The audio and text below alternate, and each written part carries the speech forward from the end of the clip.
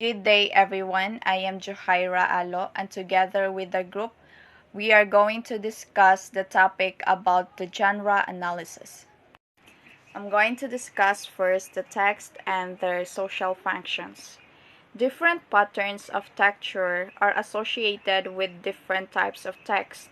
For instance, newspaper articles tend to favor particular kinds of cohesive devices and are structured in a conventional way. To understand why such textual conventions are associated with this type of text, we need to understand something about the people who produce and consume it and what they are doing with it. The study of the social functions of different kind of text is called genre analysis. The notion of genre in discourse analysis goes beyond examining the conventional structures and features of different kinds of text to asking what these structures and features can tell us about the people who use the text and what they are using them to do. In the book of Analyzing Genre by V.J. Bhatia, he defines genre as a recognizable communicative event characterized by a set of communicative purposes identified and mutually understood by members of the community in which it occurs. There are three important aspects to the definition of genres which needs to be further explained. First, that genres are not defined as types of text, but rather as types of communicative events. Second, that these events are characterized by constraints on what can and cannot be done within them. And third, that expert users often exploit these constraints in creative and unexpected ways. Genres are communicative events. As Martin 1985 points out, genres are how things get done when language is used to accomplish them. Thus, the ways different kinds of text are put together is inseparable from the things the text is trying to get done in a particular historical, cultural, and social context. And most texts are not just trying to get only one thing done. The communicative purposes of text are often multiple and complex. For instance, a recipe may be persuading you to make a certain dish as much as it is instructing you how to do it. And a newspaper article might be attempting not just to inform you about a particular event, but also to somehow affect your opinion about it. And the different people using the text might also have different purposes in mind. For example, a job applicant sees his or her application letter as a way to convince a prospective employer to hire him or her. And the employer might see the very same application letter as a means of weeding out unsuitable candidates. Good day. I am Rhona G. Danlayon, and I'm going to report about the conventions and constraints. Genres come with built-in constraints as to what kinds of things they can include and what kinds of things they cannot. These constraints govern not just what can be included, but also how it should be included. The order in which I do things in a genre, what is genre analysis, is called the mode structure or a particular genre, often determines how successfully I am able to fulfill the communicative purpose of the genre. But the most important about these conventions and constraints is not just that they make communicative events more efficient, but also that they demonstrate that the person who produced the text knows how we do things.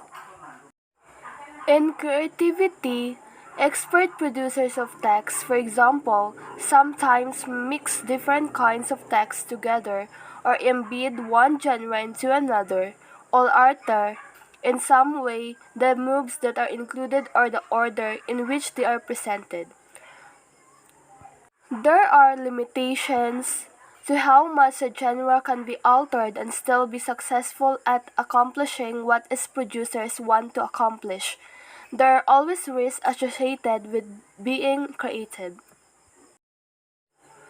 There are several important points to be made here.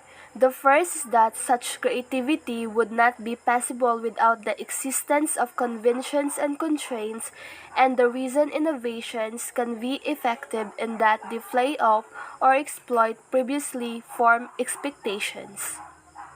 Second is that such creativity must itself have some relationship to the communicative purpose of the genre and the context in which is it used.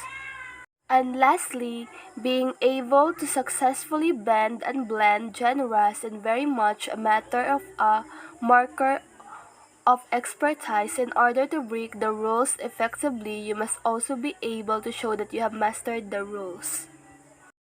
The concept of genre is the idea of belonging. We produce and use genres not just in order to get things done, but also to show ourselves to be members of particular groups and to demonstrate that we are qualified to participate in particular activities. Genres are always associated with certain groups of people. According to John Swales, these groups called discourse communities. He described a number of features that define discourse communities, among which are that they consist of expert members whose job it is to socialize new members into how things are done. The two most important characteristics of discourse communities are that members have common goals and common means of reaching those goals or genres. These goals and the means of reaching them work to reinforce each other. Those genres not only link people together, they also link people with certain activities, identities, rules, and responsibilities. In a very real way, then genres help to regulate and control what people can do and who people can be in various contexts. Good day everyone, this is Andrea Steff, and I am tasked to report genre analysis, all the right moves. What is genre? Texts that are structured according to a particular generic framework are called genres. Genres are more than just texts. They are means by which people get things done, and the way they are structured depends crucially on what the particular people using a genre want or need to do. In other words, what determines the way a particular genre is put together is its communicative purpose, and so this must be our central focus in analyzing genres.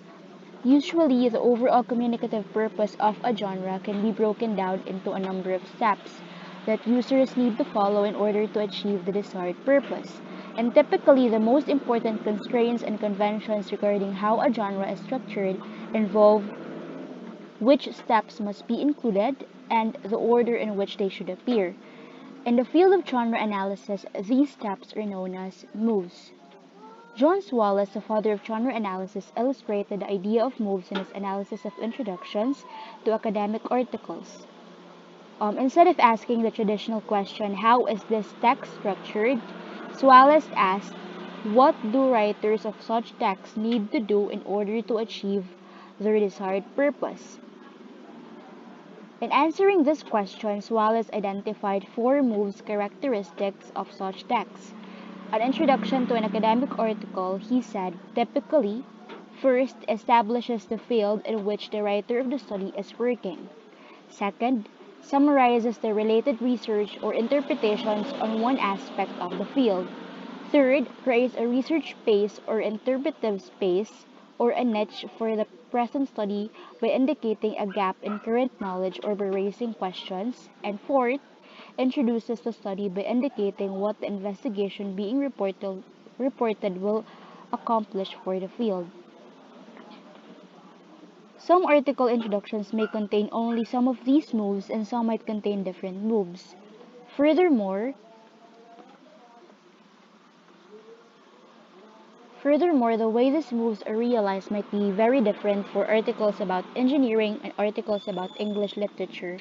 The point that Wallace was trying to make, however, was not that these moves are universal or in some way obligatory, but that these are the prototypical moves one would expect to occur in this genre, and understand these default expectations is the first step to understanding how expert users might creatively flout these conventions. At the same time, it is important to remember that not all genres are equally conventionalized. While some genres have very strict rules about which moves should be included and what order they should be in, other genres exhibit much more variety. At this one genre which is a particularly consistent set of communicative moves is the genre of the personal advertisement, sometimes called the dating advertisement, which sometimes appears in the classified sections of newspapers and increasingly on online social media and dating sites. So we have here an example of dating advertisement in British newspapers. So, sensual, imaginative brunette, 25, artistic, intelligent, with a sense of humor, enjoys home life, cooking, sports, country life. No ties, own home, seeking a tall, strong, intelligent, fun companion with inner depth for passionate, loving romance, 25 to 35. Photo guarantees reply. Must feel able to love Ben, my dog too. London/anywhere. So advertisements like this tend to consist of 5 moves. So the advertiser describes himself or herself. In this case, he described it using these adjectives: sensual, imaginative, and brunette. Second, the advertiser describes the kind of person he or she is looking for. So he is looking for tall, strong, and intelligent. Third, the advertiser describes the kind of relationship or activities he or she wishes to engage in with the target, for example, for passionate, loving romance. Fourth, the advertiser gives additional information, makes a humorous remark, or issues a challenge. Photo guarantees reply.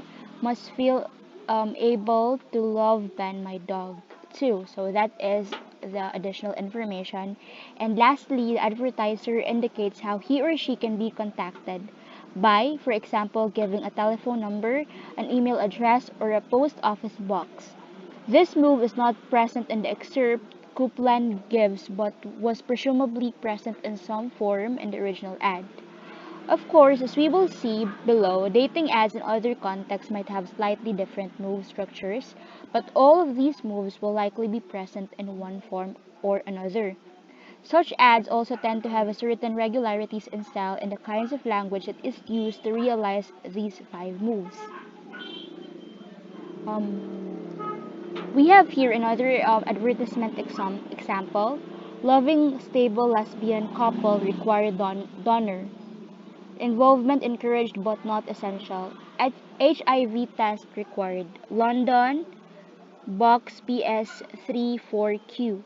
So what is interesting about this ad and many of those like it is that there is no elaborate description of the kind of person sought or what he or she is sought for beyond the use of the term donor, a term which in this community presumably communicates all of the necessary information. Another interesting aspect of the subgenre is that the commenting move, a move which in typical heterosexual dating ads is usually of the least consequence, and these ads often includes vital information about legal and health issues that are essential to the practice of surrogate parenthood. The most important point we can take from these 2 examples is that generic variation is not just a matter of the different values or styles of different discourse communities, but it is also very often a function of differences and the overall communicative purpose of the subgenre. For example, finding a sexual partner, a wife, or a reproductive partner. That's all. Thank you. Everyone, good day. This is Riza Godinez and I will discuss to you the bending and blending. Hey, let's begin.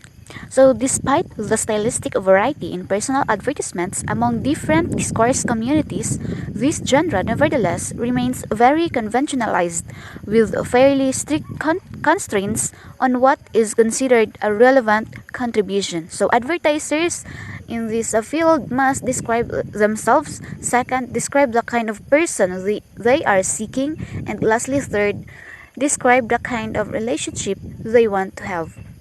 So ironically, however, the strongly conventionalized nature of this genre, the fact that nearly all examples of it have more or less the same structure, and also has the potential to work against the overall communicative purpose, which is attracting the attention of interested and also the interesting readers. So consequently, it is common for expert users of this genre to try to make their ads stand out by playing with the conventions of the genre. So one way of playing with generic conventions, which Batia 1997 calls genre bending, involves flouting the conventions of a genre in a subtle ways, which, while not altering the move structure substantially, it makes a particular realizations of a genre seem creative or unique.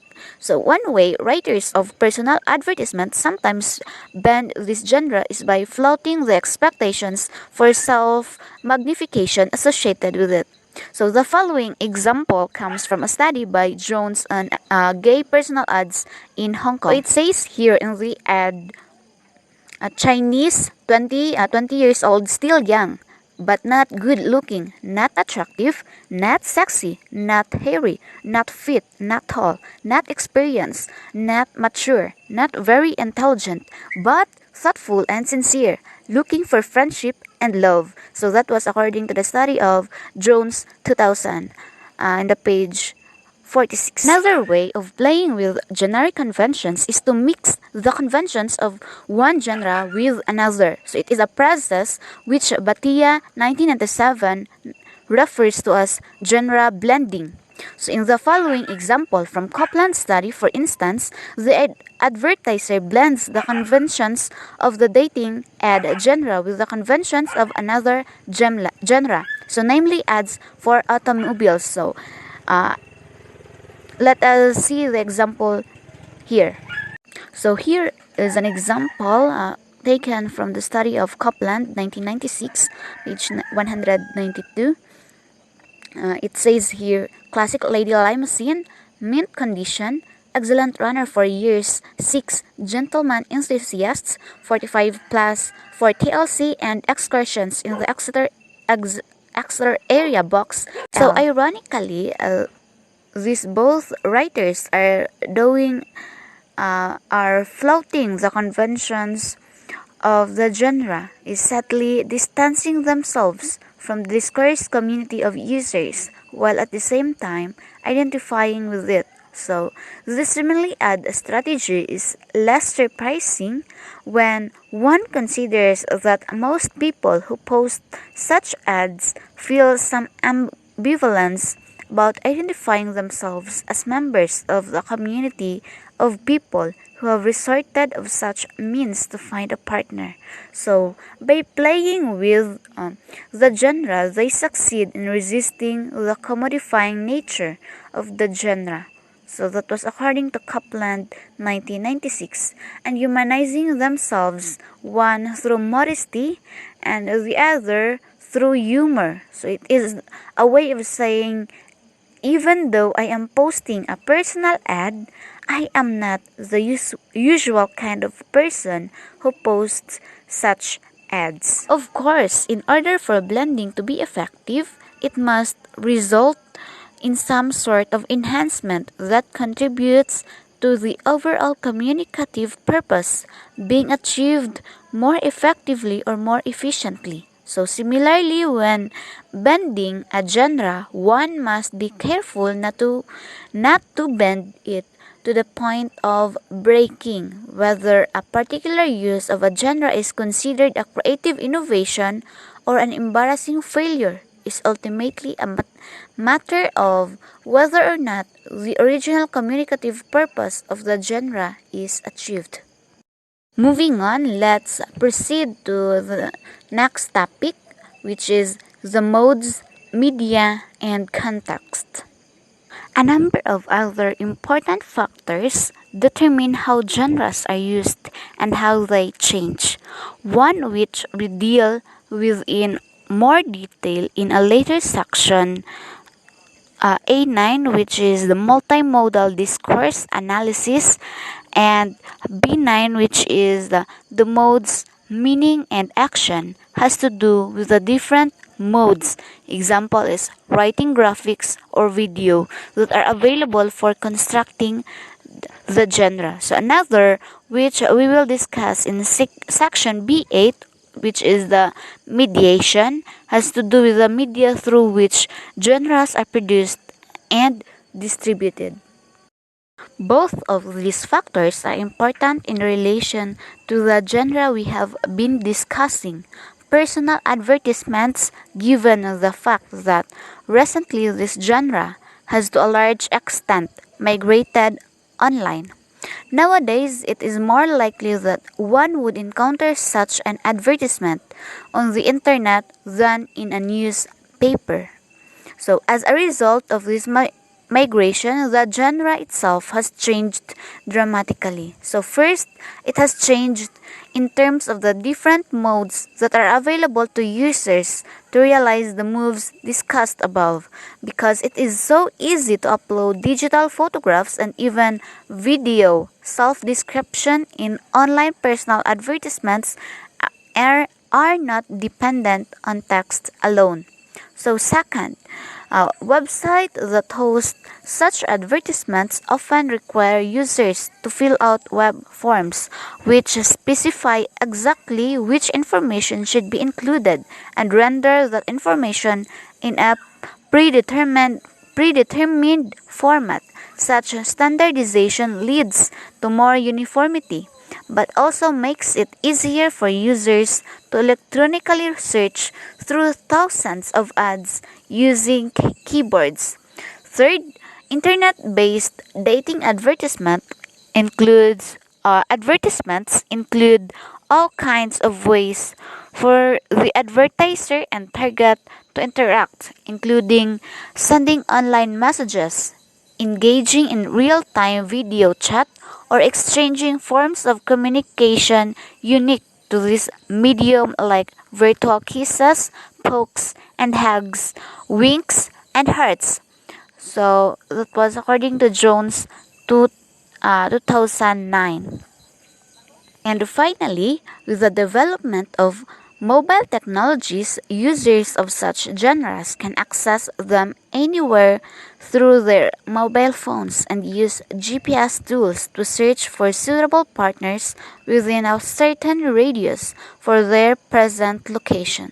So the point is that genres inevitably change either because of the communicative goals of users change or because technologies for the production or distribution of text introduce new and more efficient ways of fulfilling old communicative goals. So every time a genre changes, however, new sets of conventions and constraints are introduced, and users need to invent new ways to operate strategically within these constraints and to blend or bend the genre in a creative ways. I guess that wraps up my part. Thank you everyone and God bless us all.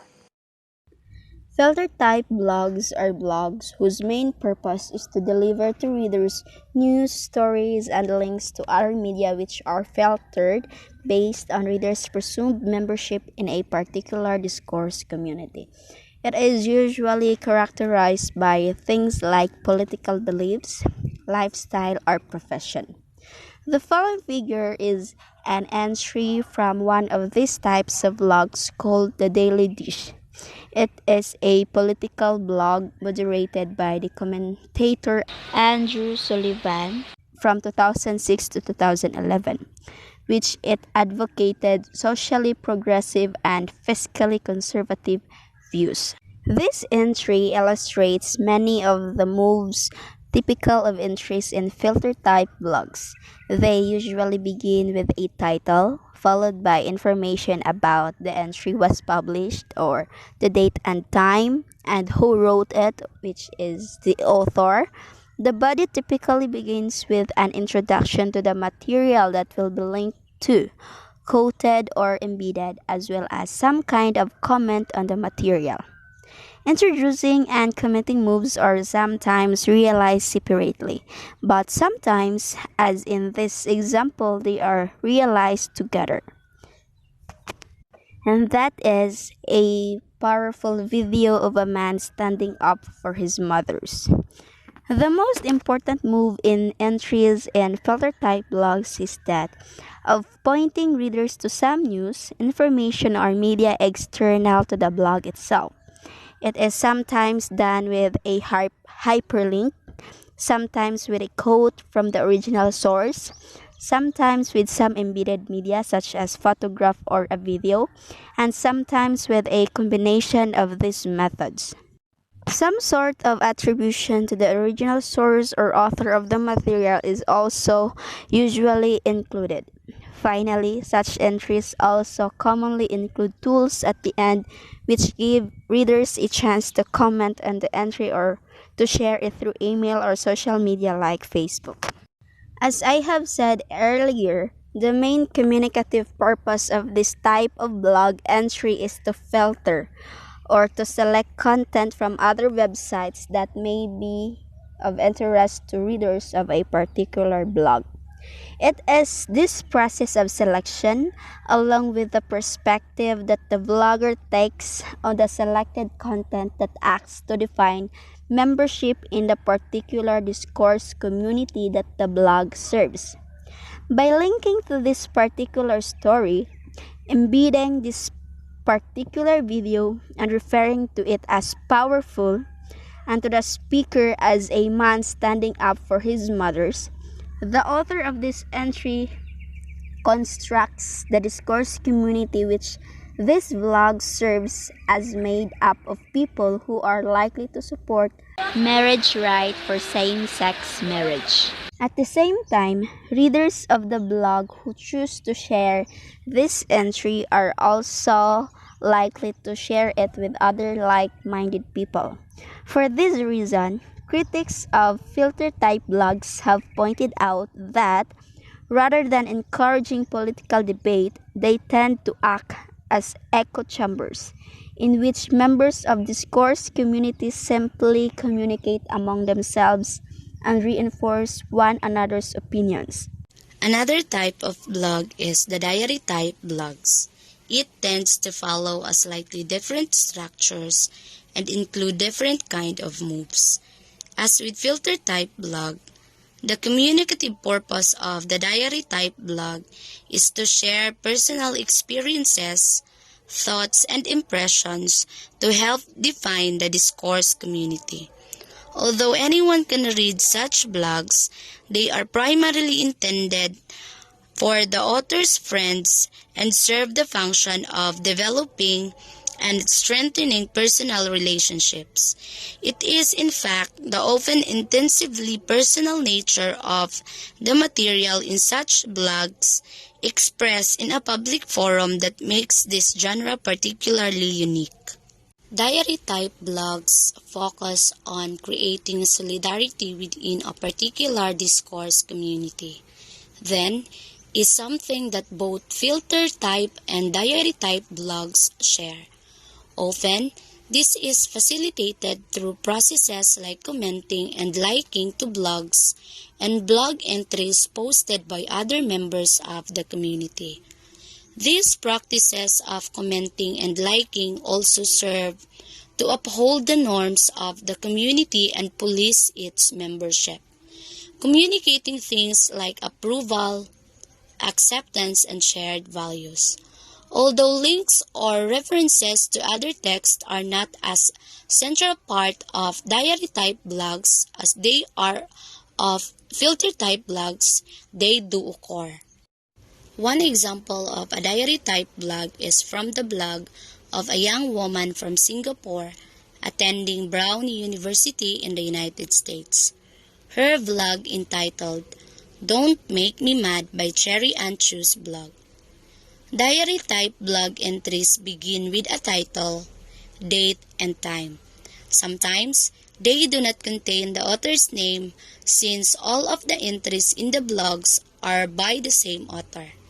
So the move structure of diary type blogs tends to be more open and unpredictable than in filter type blog, since the purpose is for the author to reflect on an experience, thought, or memory. And this reflection may take the form of a narrative, an analysis, or even an argument. So in this example, the blogger begins by introducing the topic she is going to be writing about, then goes on to give some evaluative comment on this topic, and then goes on to offer some elaboration or details about the topic. So diary type blogs also sometimes include embedded media, usually in the form of digital photographs. Blog entries exist in an intertextual relationship with other texts and other genres. They are sequentially linked in chains to previously posted entries and are often entrained to a sequence of external events, whether an unfolding news story or the unfolding personal life of the blogger. They form networks with other texts like entries and other blogs, web pages, social media sites, stories in online newspapers, and YouTube videos. They are also part of wider ecologies of text and relationship within discourse communities and societies, often playing an important part in the management of social networks or in public debates about important events or political issues.